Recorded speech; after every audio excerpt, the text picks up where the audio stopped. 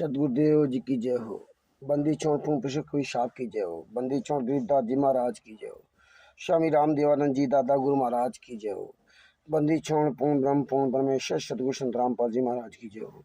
परमात्मा लक्ष्मी प्यारी आत्मा को कानपुर से रामचंद्र दास के सत साहेब जय हो। बंदी छोड़ के सत साहेब। भगत भाइयों, ये हत्यारी मैंने आरएसएस गुंडा पार्टी ने पूरे भारत में अधिकतर जो ब्लैक कैट कमांडो के मुख्य गुंडे थे, ये सब छटे हुए गुंडे थे, ये सब पेशेवर गुंडे थे। ये कोई आम गुंडे नहीं थे।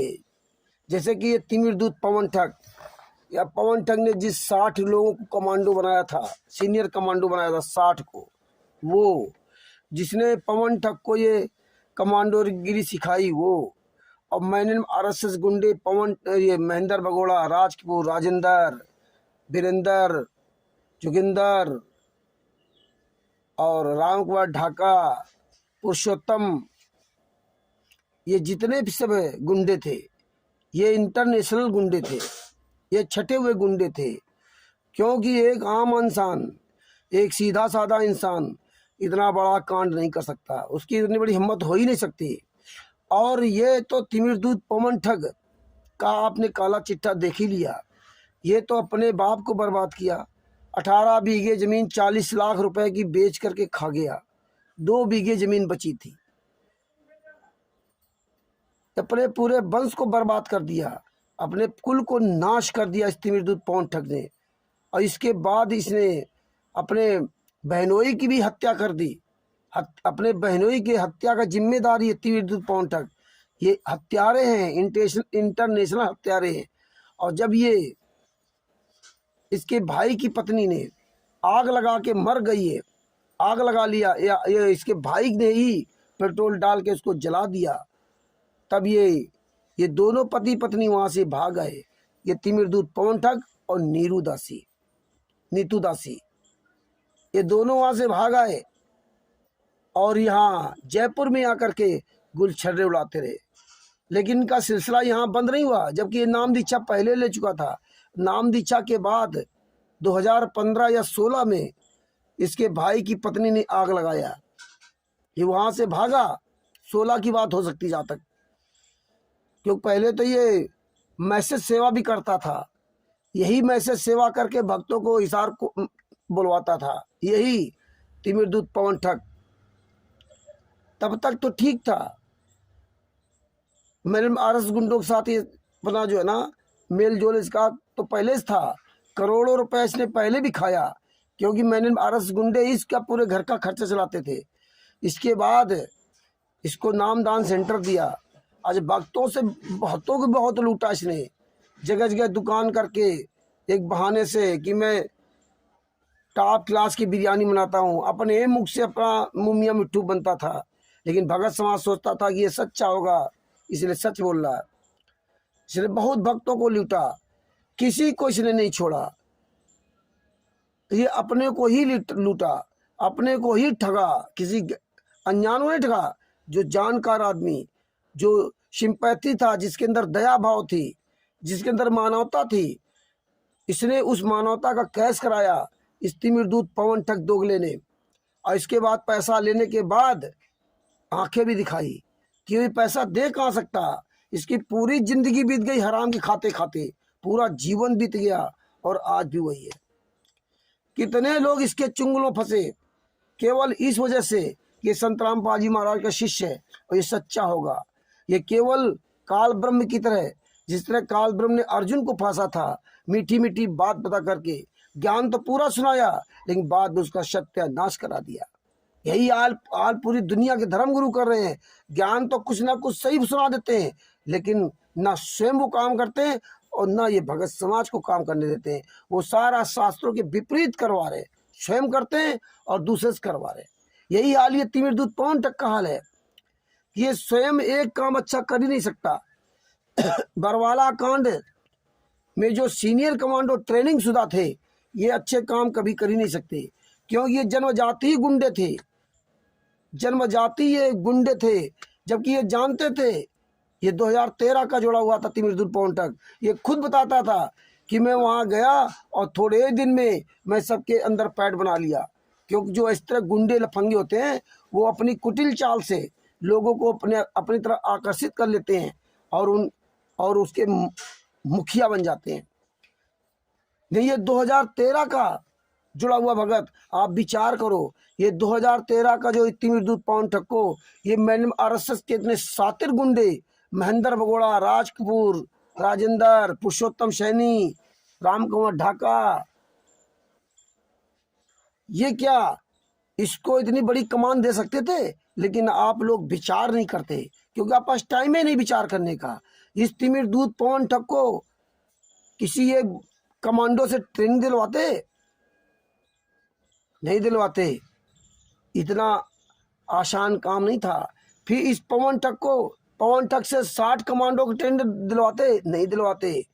क्योंकि जानते थे ये लोग, मैंने आरएसएस गुंडे, कि ये मेरा ये पक्का सिपाही है। मेरा ये संतराम पाजी महाराज का नहीं। ये पवन ठग नहीं जानता था क्या कि मैं ये क्या कर रहा हूँ? कोई छोटा सा दूध का पीता हुआ बच्चा नहीं था। इसने अपने घर परिवार सबको बर्बाद किया। और ये तो लड़ाई झगड़ा ये कोई परमेश्वर ने कभी सिखाया था? नहीं। लेकिन आप इस पे विचार नहीं करोगे।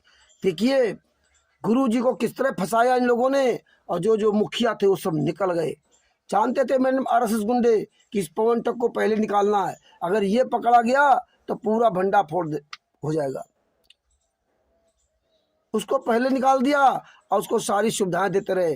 जब वो नामदान सेंटर दिया गया और नामदान सेंटर में जब अंधी कमाई पवन ठग ने देखा तो ये बौरा गया। वहीं से इनका विवाद शुरू हो गया, वहीं से ना।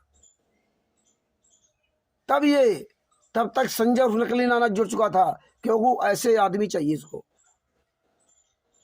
तो अब आपको आगे बात करते हैं जो मेन मैटर की बात।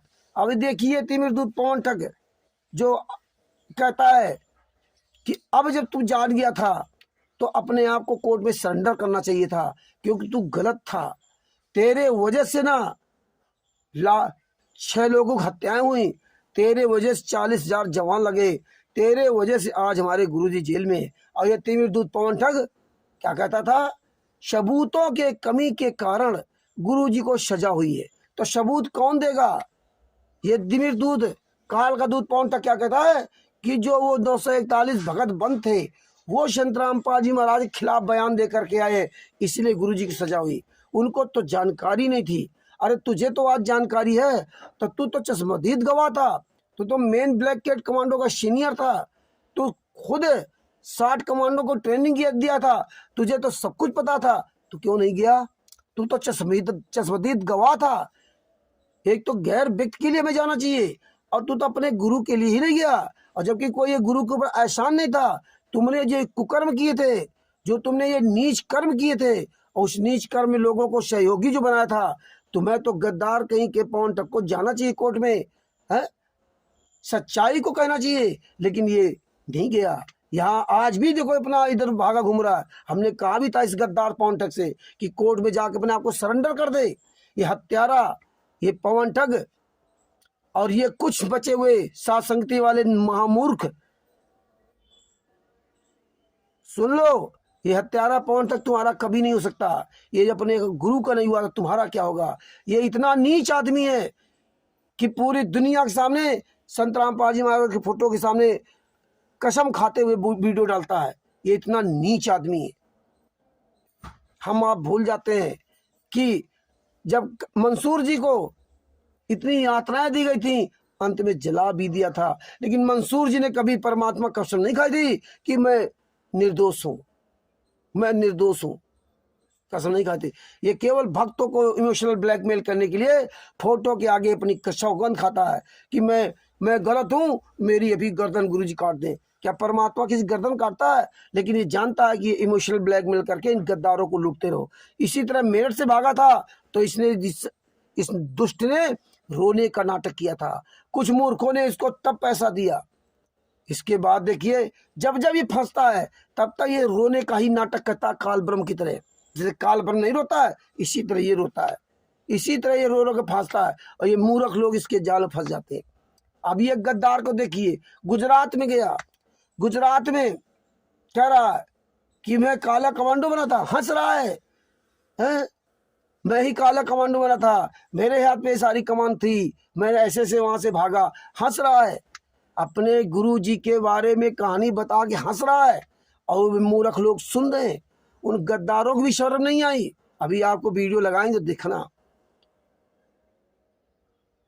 उन गद्दारों को भी शर्म नहीं आई कि यार तू कह क्या रहा है। और इसके बाद दूसरा वीडियो डालता जब जानता कुछ संगत जाग गई, इसे गद्दार लोग भाई लोग जब विरोध करने लगे तब एक रो करके वीडियो डाला कि मैंने बरवाला कांड देखा है, मेरे गुरुजी को क्या हुआ, इतना दुख प्रकट कर रहा है, फेसबुक पे रो के वीडियो डाल रहा है। हाँ, लोग देख करके कैसे प्रभावित हो रहे हैं, लेकिन कोई मूर्ख ये नहीं सवाल करता, अबे नालायक कहीं के हरामजादे पवन ठग, अरे तू अपने गुरु के बारे में वहां गुजरात में मजाक उड़ा रहा था, हंस रहा था, और यहाँ रोने का नाटक कर रहा है। और जब तू चश्मदीद गवाह है तो वहां कोर्ट में क्यों नहीं गया, गुरुजी के पक्ष में गया गवाही देने के लिए? इसमें तो पक्ष विपक्ष की बात ही नहीं थी, ये तो तू स्वयं वहां गद्दारी किया है, तुझे खुद बखान करना चाहिए था, लेकिन नहीं किया। अगर ये बोल देता कोर्ट में, आज भी बोल दे जाए, तो कल मेरे गुरुजी जेल से बाहर निर्दोष आ सकते हैं, क्योंकि पूरी जांच होगी। ये मेन चश्मदीद गवाह है, भक्तों याद रखना। इस हत्यारे ने, इस पवन ठग गुंडे ने, इस पवन ठग हरामजादे ने हजारों की जिंदगी बर्बाद की। रणजीत दास जी जैसी प्यारी आत्माओं का पता नहीं कितने लोगों का पैसा डकारे बैठा। प्रेमदास मुंबई के, कभी फोन करो उनको, किस तरह इस नीच ने लूटा, और इसीलिए चोर की तरह छुपा रहा।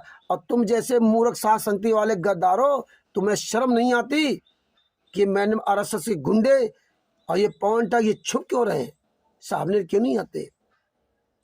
अब आप नहीं विचार कर रहे हो, लेकिन एक समय आएगा विचार करना पड़ेगा। वैसे तो तुम लोग जानते हो कि हमें क्या दिक्कत, हम तो कह देंगे बाद में कि हमें तो पवन ठग ने गुमराह कर रखा था, अब मुझे परमात्मा ने क्षमा कर दिया। जैसे मुरादाबाद का वो पवन ठग विक्रम दास और वीर सिंह 4-4 साल थे, 5-5 साल थे, 3-3 साल थे, पवन ठग की चमचागिरी कर रहे हैं। और जब इनके गर्दन पे तलवार रख दी मैंने आरएसएस ने कि तेरी नौकरी चली जाएगी, तब कहते कि वो हमें पवन ने गुमराह कर रखा था, हमें पवन ठग ने ऐसा कर रखा था। और तब तो कह रहे थे कि पवन भैया जैसा किसी ज्ञान नहीं है, और इस नालायक को किसी ज्ञान नहीं, क्योंकि ये विक्रम दास सिक्योरिटी गार्ड की नौकरी करता है। विक्रम दास उस वीर सिंह, ये तो पहली बार हमने नाम सुना। और एक वो पवन दास वो टीचर है। हाँ, इन हरामखोरों गर्दन पर तलवार रख दी, बदल गए। भगत भाइयों, पहले तो आप तिमिर दूत का ये वीडियो सुनो जिसमें ये गद्दार कह रहा कि वो सबूतों कमी कारण परमात्मा का ये हुआ। सुनो। में उसके जो आचार विचार थे, क्योंकि दास पे दया है परमात्मा की, दास उस चीज को जान लेता है कि भाई। और इस तरह से लो, मैं जो भी कहूंगा अपने सतगुरुदेव जी के चरणों की सौगंध खा के कहता हूँ, मैं बिल्कुल सत्य कहूंगा, सत्य के अलावा मैं कुछ नहीं कहूंगा। हम तमाशा नहीं देखेंगे, वहाँ पे पुण्यात्मा एक शब्द भी मेरा झूठ नहीं मिलेगा, एक शब्द भी मेरा इसमें से गलत नहीं मिलेगा। अगर मेरा इस पूरे वीडियो में आगे भी मैं जो कुछ बोलूंगा एंड तक, और पीछे भी जो मैं बोल चुका हूँ, मैं सदगुरु रामपाल जी महाराज जी से निवेदन करता हूँ कि हे परमपिता परमेश्वर, अगर मेरी जुबान से एक भी झूठ निकल जाए, परमेश्वर मेरी आज तक की सारी भक्ति कमाई नष्ट कर देना, और आगे भी मुझे अपने शरण में ना लेना परमात्मा, मुझे गधा कुत्ता बनाना, फिर मैं इसी विश्व का भला करवाना है, इस कोरोना को जड़ से समाप्त करवाना है। उस कोरोना के लिए वो संत आप लोगों पे कैसे मेहरबान हो, कैसे वो फॉर्मूले के माध्यम से आम जनता के सामने आएगा, उसका जो सिस्टम है वो वर्तमान में मेरी बुद्धि अनुसार केवल उन्होंने मेरे दिमाग में फिट किया हुआ है, इसके अलावा कोई ऑप्शन नहीं है। अगर हिसाब के हिसाब से अगर कोई सोचे तो पुण्यात्मा, मैंने इस वीडियो में एक एक बात उस परमेश्वर के चरणों की सौगंध खा के कहता हूँ, एक एक वचन मैंने सत्य बोले हैं। इसके अलावा अगर मैं मेरी एक भी बात झूठ हो, परमेश्वर अभी मेरी गर्दन उड़ा दे वो मालिक, मेरा सब कुछ मेरा वो बर्बाद कर दे मेरा। मैं इस भक्ति में केवल उस परमेश्वर को आधार बना के चल रहा हूँ। साथ संगति वाले हराम खोरो, कुछ तो शर्म कर लेते, तुम्हारे अकल नहीं क्या? 21वीं सदी पढ़े लिखे हो, ये नहीं कह सकते थे इस गद्दार से? यार ये क्या कह रहा है, तो कोर्ट में क्यों नहीं जाता? देखी है बरवाला कांड में ये दास था, वहां पे कमांडो बना हुआ था। इन दुष्टों की उस गंदी हरकत के चलते पूछो ना इससे। मैंने वहां हकीकत मेरी आंखों से देखा है। और मेरे भगवान के वचन मेरे लिए सर्वोपरि है। मेरे गुरुजी के वचनों से बढ़ के मेरे लिए कुछ नहीं है दुनिया में, कि बेटा ये मैनेजमेंट मेरा नहीं है, इसको मैंने रिजेक्ट कर दिया है। देखी है बरवाला कांड में ये दास था, वहां पे कमांडो बना हुआ था। इन दुष्टों की उस गंदी हरकत के चलते मैंने वहां हकीकत मेरी आंखों से देखा है। और मेरे भगवान के वचन मेरे लिए सर्वोपरि है। मेरे गुरुजी के वचनों से बढ़ के मेरे लिए कुछ नहीं है दुनिया में, कि बेटा ये मैनेजमेंट मेरा नहीं है, इसको मैंने रिजेक्ट कर दिया है। ऐसे मूर्ख बनाया जाता है। तो तुम लोग समाज सेवा सिंधु आप सात समिति वाले गद्दारों, बहुत काम करते हैं। हाँ, मेरे को तो केंद्रीय कमांडो खान के बना रखा था। फिर बाद में बरवाला कांड में स्पेशल कमांडो, जो 60 जो कमांडो थे ना, स्पेशल कमांडो तो वैसे बहुत थे, लेकिन जो ब्लैक कमांडो में 60 कमांडो ऐसे थे जिनको वो शीशा दे रखा था, वो हाथ में पकड़ने वाला कैन शीट। गुरु जी क्या बोलेगा भाई जो मतलब शीशा पकड़ते हैं ना, कि जैसे सामने से कोई पत्थर उत्तर मारे तो अपना बचाव करे। तो हम लोग 60 थे, तो 60 में जो ट्रेनिंग देगा वो मैं था। तुम्हारे मुंह पे थप्पड़ मारा। तो मेरे को बना रखा था उन सबका वो मतलब वो सरदार स्पेशल ब्लैक कमांडो। बना के रखा था। हाँ, हमारे को तो ऐसे कमांडो बना रखे थे इन्होंने। हम तो मरने मारने से बिल्कुल नहीं डर रहे थे। हम तो पुलिस वालों को भी ठोक रहे थे वहां पे। पूरी दुनिया का हमें क्या सकता और 2-4 को ठोका तो 2-4 ने हमें भी ठोका।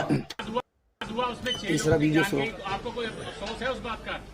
देखो सुन लो, और इसमें सब बताएगा। मुझे पहले ही पता चल जाता है, मैंने किसी को सब कुछ जान जाता है, कितना बड़ा नहीं जाता बनाया है। किसी को, वो अपने आप ही बन रहे थे। मुझे भी रोका इतना सब कुछ जानता ही है। कोर्ट न्याय करेगी, उनकी समझ में आ गई होगी बात। ये असली बात को समझ गए होंगे, इसलिए हमें उम्मीद है कि इस सर्टिफिकेट को वो मान लेंगे और हमें न्याय देने की कोशिश करेंगे। और हम ये कहना चाहते हैं कि ये केस बनता ही नहीं है, और इसका दोबारा से एग्जामिन करके देखा जाए कि संत रामपाल जी का इसमें से कोई लेना देना नहीं है। वो अपना एफिडेविट दे चुके हैं कि मैंने कोई अवमानना नहीं की, और मैंने मेरे शिष्यों से नहीं कहा कि कोर्ट में मेरे साथ जाएं। मैं राष्ट्रीय समाज सेवा समिति का जनरल सेक्रेटरी हूं। हम ये सारा प्रबंध करते हैं। संत रामपाल जी जब पेशी पर जाते हैं तो हम राष्ट्रीय समाज सेवा समिति ये सारा कार्यक्रम करती है। राष्ट्रीय समाज सेवा समिति के सदस्य ही संत रामपाल जी की सुरक्षा के लिए जाते हैं, क्योंकि हरियाणा सरकार ने संत रामपाल जी को सुरक्षा मुहैया नहीं करवाई थी। शिष्य भगत जी, देखो ये बलवान सिंह ये महागुंडा में क्या कह रहा है कि गुरु जी की सुरक्षा व्यवस्था जो है पर सरकार ने उपलब्ध नहीं कराई थी, इसलिए मैन आरएसएस गुंडे जो है राष्ट्रीय समाज सेवा समिति बनाकर सुरक्षा कर रहे थे। संत रामपाल जी महाराज कोई लेना देना नहीं। ये देखिए, वो पर ऐसे बताएंगे तो परमात्मा है, और ये परमात्मा की सुरक्षा करने के लिए आरएसएस कमेटी बना दी, कमांडो बना दिए, पौंटे जैसे गुंडों को लगा दिया।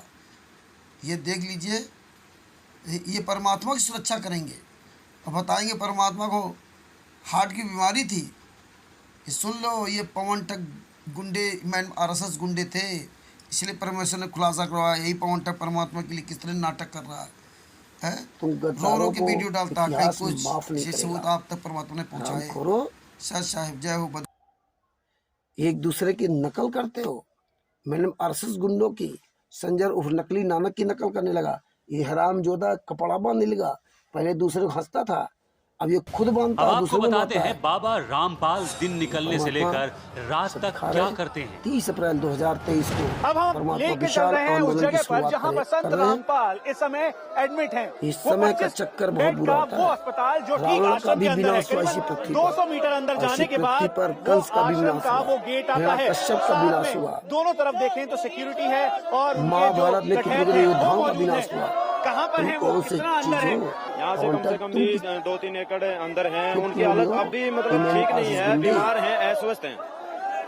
हम अंदर तक चोर की तरह छुप रहे हो। देखिए, आपको अंदर तक बिल्कुल ले जा सकते हैं, हम बचोगे नहीं, किसी को मना नहीं करते, लेकिन आप अपने कैमरे सब अपने रास्ते लग जाओगे। हमारी जो व्यवस्था है, सबकी व्यवस्था के अनुसार ही हमारा चलना होता है। कोई भी इलेक्ट्रॉनिक सामान आश्रम के अंदर जाना अलाउड नहीं होता। अब हम आपको अंदर लेकर चल रहे हैं, लेकिन यहाँ पर सिक्योरिटी कारण की वजह से कैमरे को बाहर ही रोक दिया गया है। लेकिन इंडिया टीवी आपको दिखाएगा कैसे दिखते हैं संत रामपाल 6 दिनों के बाद।